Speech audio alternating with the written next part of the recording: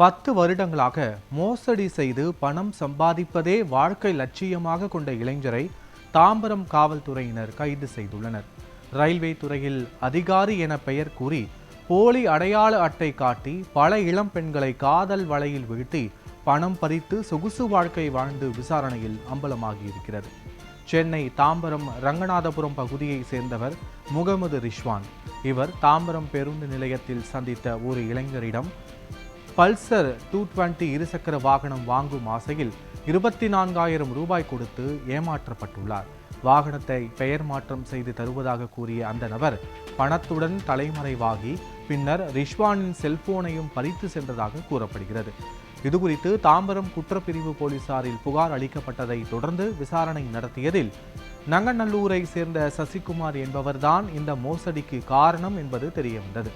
Cellphone tower location CTR ஆய்வு மூலம் போலீசார் சசிகுமாரை கைது செய்தனர். அப்போது அவரிடம் மேற்கொள்ளப்பட்ட விசாரணையில் 10ஆம் வகுப்பு மட்டுமே படித்துள்ள சசிகுமார் ரயில்வே ஸ்பெஷல் ஸ்குவாட் அதிகாரி என கூறி பல பெண்களிடம் காதல் நாடகமாடி லட்சக்கணக்கில் பணம் பறித்தது தெரிய வந்துள்ளது.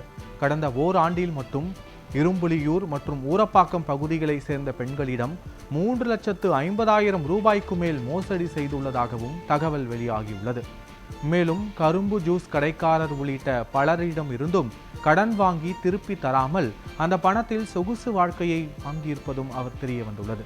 இதையடுத்து போலீசார் அவரிடம் 22,500 ரூபாயை பறிமுதல் செய்துள்ளனர்.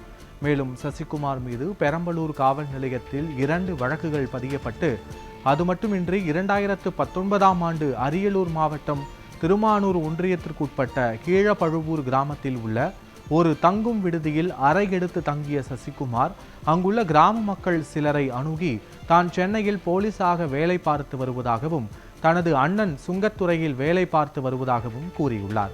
இதனால் தன்னிடம் பணம் கொடுத்தால் LED டிவி உள்ளிட்ட பொருட்களை பாதி விலையில் வாங்கி தருவதாக கூறி பொதுமக்களிடமிருந்து 1,80,00,000 ரூபாய் வரை பணம் வாங்கி பொதுமக்களை ஏமாற்றியுள்ளார்.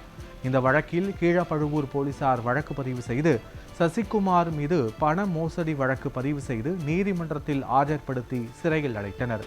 ஆனால் மீண்டும் தொடர்ந்து எந்தெந்த வகையில் ஏமாற்றி பணம் சம்பாதிக்கலாம் என்ற நோக்கத்தோடு இருந்துள்ள நிலையில் அவரை நீதிமன்றத்தில் ஆஜர்படுத்தி சிறையில் அடைத்த போலீசார் மேலும் பல மோசடிகள் தொடர்பாக கஸ்டடியில் எடுத்து விசாரிக்க திட்டமிட்டிருப்பதாக தெரிய வந்துள்ளது.